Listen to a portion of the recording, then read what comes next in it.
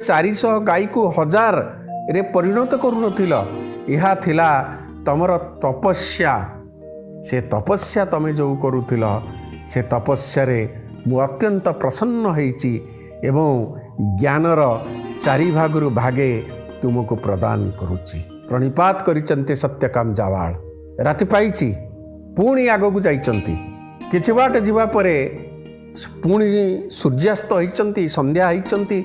राति रे तो जाई परिवेनी, से जगह अवस्थान करिचंती एवं जो जगार से अवस्थान करिचंती सेई जगार गोटे पुष्करिणी थिला, पोखरी थिला। से पोखरीर कूଳରେ बसिचंती। गोटे हंसटी आसीची।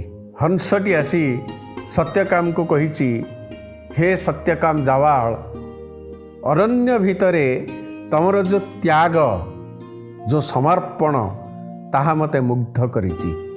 अतः